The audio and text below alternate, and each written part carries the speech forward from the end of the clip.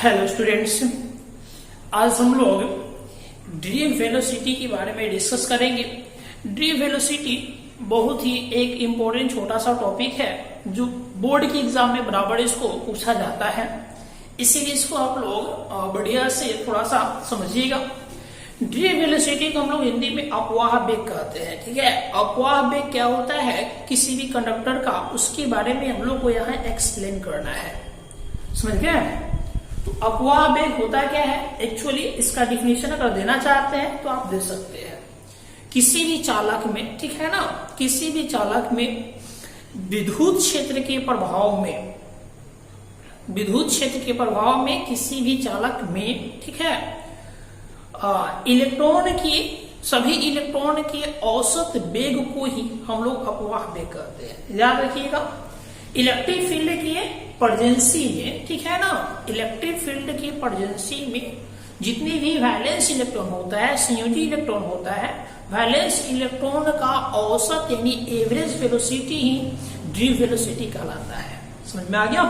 फिर से समझ लीजिए, मतलब कि विद्युत क्षेत्र की उपस्थिति में किसी भी चालक के सभी संयोजी इलेक्ट्रॉन के, समझ में, हाँ, सभी संयोजी इलेक्ट्रॉन के औसत वेग को हम लोग अपवाह वेग कहते हैं। ओके, इसे v के द्वारा रिप्रेजेंट किया जाता है, यानी v और d, अपवाह वेग को v और d द्वारा रिप्रेजेंट किया जाता है। समझ में आ गया? अब यहाँ पे हम लोग को डिस्कस करना है क्या, अपवाह वेग के लिए छोटा सा फॉर्मूला होता है, उस फॉर्मूला को हम लोग को निकालना है। ठीक है, इसका एक्सपेंशन आता है, उस एक्सपेंशन को ड्राइव करना है। तो मान लीजिए कि हमारे पास ये कंडक्टर है, ठीक है, किसी भी कंडक्टर में या चालक में लाइन जो होता है प्लस से माइनस की ओर क्या होता है, फॉलो करता है, यानी करंट जो होता है प्लस यानी पॉजिटिव चार्ज से नेगेटिव चार्ज की ओर क्या होता है, प्रवाहित होती है।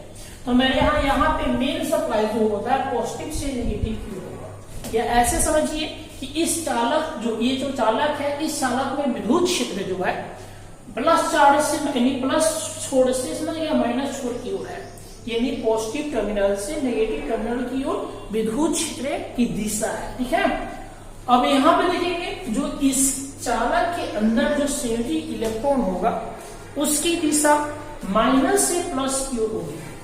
बोलेंगे क्यों? करंट तो आपको प्लस से माइनस की ओर जाता है, परंतु इलेक्ट्रॉन की दिशा जो होता है यानी प्लस यानी माइनस से प्लस की ओर क्यों होगी? क्योंकि इलेक्ट्रॉन जो होते हैं, ठीक है ना, वो माइनस चार्ज को कंटेन करता है। इलेक्ट्रॉन के पास माइनस चार्ज होता है, इसीलिए क्या होता है, इसकी दिशा क्या होगा, माइनस से प्लस की होगी। ठीक है, अगर एक बात और इसको समझाना चाहेंगे तो बढ़िया से इसको समझ लीजिए। जब चालक को विद्युत क्षेत्र में नहीं रखेंगे, जब किसी भी चालक को विद्युत क्षेत्र में नहीं रखेंगे तो उस चालक के में उपस्थित, समझ गया, सभी संयोजी इलेक्ट्रॉन का औसत वेग शून्य होता है। फिर से समझिए क्या बोले, बहुत ही इंपॉर्टेंट पॉइंट है। किसी भी चालक को विद्युत क्षेत्र के अंतर्गत नहीं रखेंगे, यानी किसी कंडक्टर को इलेक्ट्रिक फील्ड की प्रेजेंसी में नहीं रखना है। तो जब विद्युत क्षेत्र आसपास नहीं होगा तो इस चालक के अंदर जो संयोजी इलेक्ट्रॉन होगा, वैलेंस इलेक्ट्रॉन होगा, ठीक है ना, वो वैलेंस इलेक्ट्रॉन का एवरेज या संयोजी इलेक्ट्रॉन का जो औसत होगा वो 0 होगा। समझ में आया? संयोजी इलेक्ट्रॉन आपस में क्या करता है, वो टकराते रहता है, ठीक है, परंतु औसत वेग जब निकाला जाता है तो क्या आता है, 0 निकलता है। इसमें मान लीजिए विद्युत क्षेत्र इसको नहीं दे दिए, ठीक है, और ये चालक है, इस चालक में इलेक्ट्रॉनों की संख्या मान लीजिए कि n है। n मतलब क्या हुआ, small n। Electron in number of electron जो है, इलेक्ट्रॉन की संख्या कितना है, n है, मतलब कि एक इलेक्ट्रॉन हुआ, फिर 2 इलेक्ट्रॉन हुआ, यानी E1 E2 E3 dot dot dot ऐसे ना। तो n इसके पास क्या है, इलेक्ट्रॉन्स है। ठीक है, अब n इलेक्ट्रॉन है इसके चालक के अंदर, इस चालक के अंदर, इसके बाहर विद्युत क्षेत्र नहीं दे रहा है, तो सब ये इलेक्ट्रॉन, समझ गए, आपस में कोलाइड करके टकराए। ठीक है, ये इलेक्ट्रॉन जो होता है इस चालक के एटम से, मॉलिक्यूल से क्या करेगा, आपस में कोलाइड करेगा, टकराएगा और जिगजैग मोशन करेगा। जिगजैग मतलब टेढ़ा मेढ़ा मोशन करेगा। ओके, परंतु सभी इलेक्ट्रॉन का जब औसत वेग निकालेंगे तो औसत वेग कितना आएगा, हुआ 0। समझ में आया? यानी सभी औसत वेग कितना होगा इलेक्ट्रॉन का? 0। कब औसत वेग 0 आएगा? जब चालक को विद्युत क्षेत्र में नहीं रखेंगे तब सभी इलेक्ट्रॉन का या सभी संयोजी इलेक्ट्रॉन का औसत वेग कितना होगा? 0। तो मान कर चलते हैं सपोज दैट मानना कि ये जो L लंबाई का एक चालक है, ठीक है, L लंबाई का एक चालक है, इस चालक को ई विद्युत क्षेत्र में रखा गया है। विद्युत क्षेत्र की दिशा प्लस से माइनस की ओर है। समझ में आ गया? इस चालक में इलेक्ट्रॉन की संख्या यानी नंबर ऑफ इलेक्ट्रॉन्स, इलेक्ट्रॉन की संख्या कितना है? n है। इलेक्ट्रॉन का नेचर क्या होता है? माइनस। समझ गया? विद्युत क्षेत्र के प्रभाव के कारण ये इलेक्ट्रॉन, समझ गया, अपने नेचर के कारण ये क्या करेगा? क्षेत्र के विपरीत दिशा में गति करेगा। तो क्षेत्र के विपरीत दिशा में जिस वेग से गति करेगा सभी इलेक्ट्रॉन, उस वेग का औसत अपवाह वेग कहलाता है, यानी ड्रिफ्ट वेलोसिटी कहते हैं। समझ में आ गया? तो उसी के लिए हम लोग क्या करना है? फॉर्मूला कैलकुलेट करना है। तो मान लीजिए सपोज दैट कि अगर यहाँ पे ठीक है ना विद्युत क्षेत्र नहीं हो तो पहला इलेक्ट्रॉन है, तो पहला इलेक्ट्रॉन का थर्मल वेलोसिटी होगा, मतलब क्या? प्रारंभिक इनिशियल क्या होगा? Initial velocity. तो मान लीजिए u1 है, फिर दूसरा इलेक्ट्रॉन है तो इसका भी शुरू का वेग होगा, तो शुरू का वेग यानी थर्मल वेलोसिटी कितना होगा? u2 है। ऐसे ही तीसरा इलेक्ट्रॉन होगा तो उसका थर्मल वेलोसिटी कितना होगा? u3 होगा। फिर ऐसे सोन और nवा इलेक्ट्रॉन होगा तो nवा इलेक्ट्रॉन का थर्मल वेलोसिटी कितना आएगा? यानी प्रारंभिक वेग nवा इलेक्ट्रॉन का, तो आप क्या बोलेंगे? un बोलेंगे मुझे। हम क्या बोले हैं? जब विद्युत क्षेत्र नहीं दिया जाता है तो सभी संयोजी इलेक्ट्रॉन का औसत वेग कितना होता है? 0। तो सबका औसत निकालेंगे आप, तो औसत निकालेंगे तो मान लीजिए कि u एवरेज निकालेंगे, यानी u मतलब क्या? औसत वेग। किसका? संयोजी इलेक्ट्रॉन का। कब? जब इसको विद्युत क्षेत्र में नहीं रखेंगे तब। तो सभी इलेक्ट्रॉन के वेग को जोड़ेंगे और उतना से भाग देंगे, तो कितना लिखेंगे? हुआ u1 plus u2 plus dot dot dot dot plus un और y में कितना करेंगे? n। और इसका वैल्यू कितना आता है? 0। क्यों? क्योंकि विद्युत क्षेत्र इसके पास उपस्थित नहीं है। समझ गया? ये एटम और फिर क्या होता है? मोलिक्यूल से ये इलेक्ट्रॉन टकरा कर क्या होता है? इसका औसत वेग 0 हो जाता है। समझ में आ गया? औसत वेग होगा क्या? जब ये विद्युत क्षेत्र औसत वेग होगा कब? जब इसको विद्युत क्षेत्र में रख देंगे तब ये सभी इलेक्ट्रॉनों का औसत वेग क्या कहलाएगा? अपवाह वेग कहलाएगा। ठीक है? तो इलेक्ट्रॉनों का अपवाह वेग जो होता है, चालक में इलेक्ट्रॉनों का अपवाह वेग 10 के पावर -4 ms-1 के बीच में आता है, यानी 1 सेकेंड में 10 के पावर -4 मीटर जाता है। यानी चालक का समझ गए? इलेक्ट्रॉन का अपवाह वेग, यानी चालक में इलेक्ट्रॉन का अपवाह वेग 10 की पावर -4 ms-1 के बीच में होता है। समझ में आ गया? अब इसके लिए हम लोग को क्या करना है? अपवाह वेग के लिए एक फॉर्मूला टाइप करना है।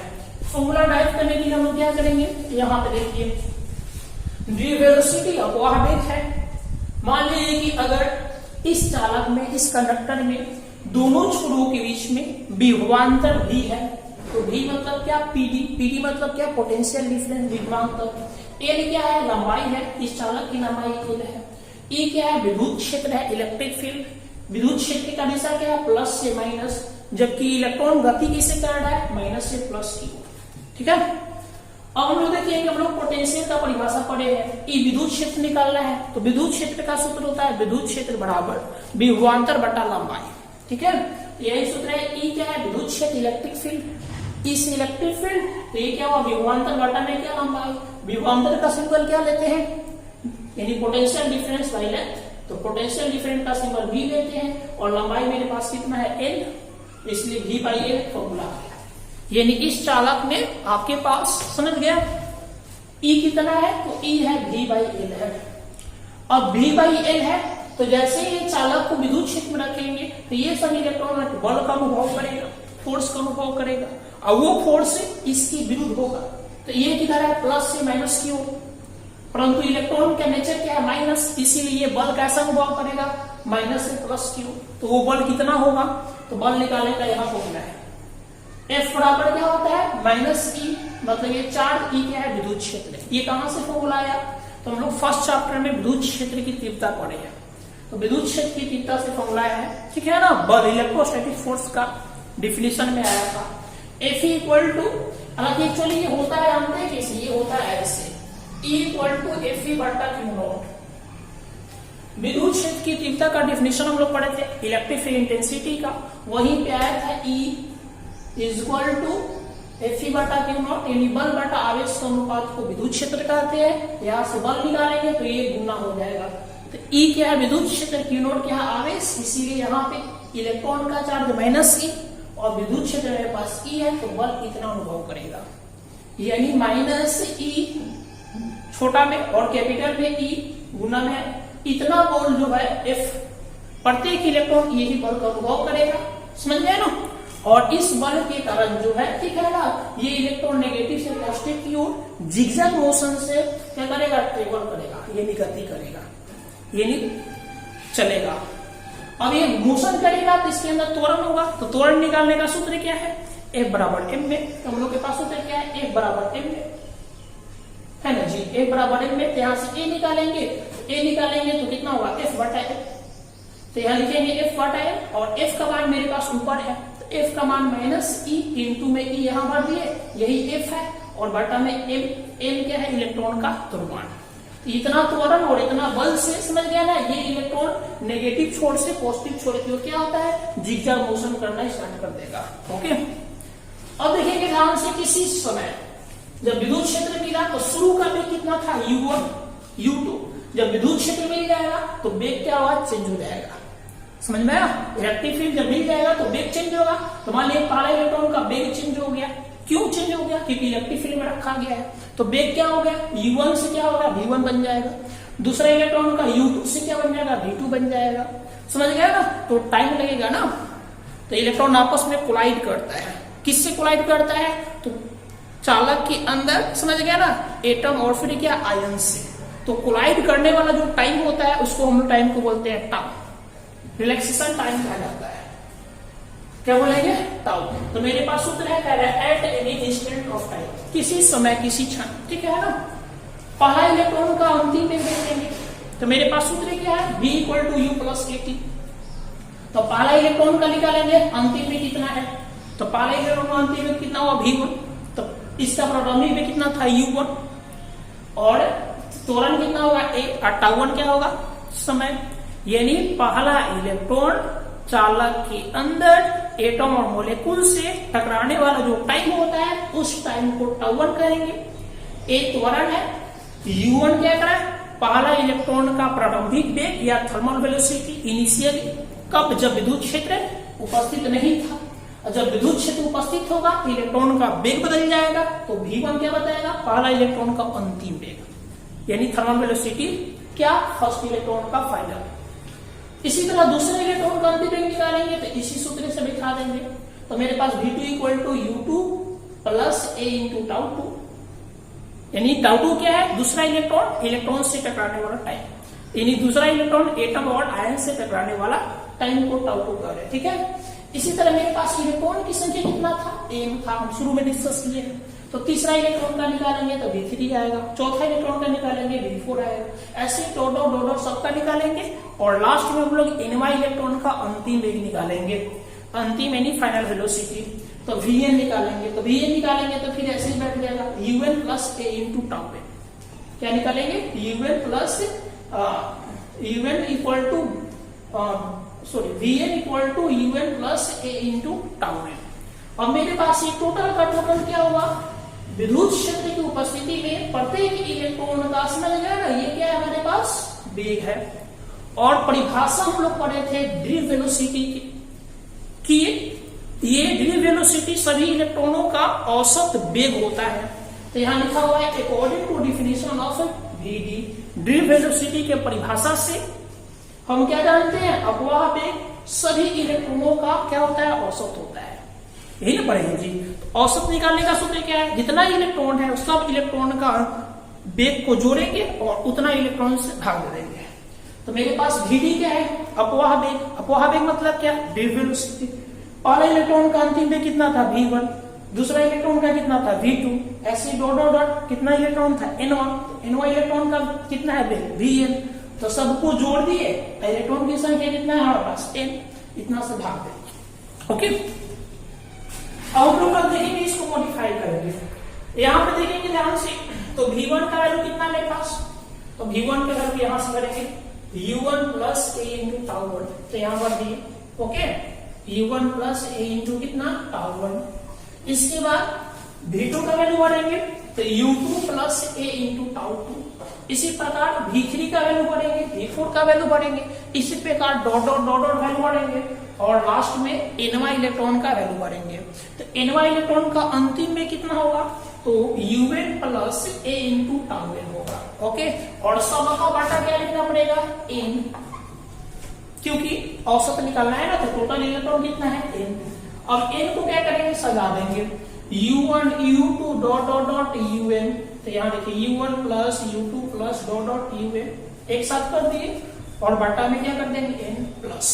फिर इसी तरह tau one tau two tau three dot dot dot tau n, और सब में a है, ठीक है। तो a को कॉमन काट लिए तो tau one plus tau two plus tau three plus dot dot dot tau n by a। Okay, अब यहां से देखेंगे तो ये आपको ध्यान से देखेंगे तो ये बताएगा आपको, ये क्या बताएगा, ये बताएगा औसत वेग। औसत वेग क्या होता है, जीरो, तो यहाँ जीरो बढ़ दिए। ये क्या बताएगा, समय को बताएगा, समय औसत समय को बताएगा, तो यहाँ पे कितना होगा टाउ बढ़ दिए, ठीक है ना। और ए का मान यहाँ से यूज करिए सेकेंड से, ए का मान सेकेंड बढ़ दिए तो आया कितना VD equal to minus E into capital E into और वाई में कितना ए। यही अब वहां पे क्या हो गया, फॉर्मूला हो गया। ओके, और लास्ट में यहाँ टाउ का मान कितना है, तो tau equal to tau one plus tau two plus dot dot dot tau n by n हो गया, ठीक है। और टाउ को हम लोग क्या बोलेंगे, एवरेज रिलैक्सेशन टाइम, मतलब कि टकरों के बीच या संघातों के बीच का औसत समय को बताएगा, ठीक है। VD क्या है यहाँ पे, अपवाह वेग, E क्या है इलेक्ट्रॉन का चार्ज, कैपिटल E क्या है विद्युत क्षेत्र, और M क्या है इलेक्ट्रॉन का द्रव्यमान। समझ में आया, यही हम लोग का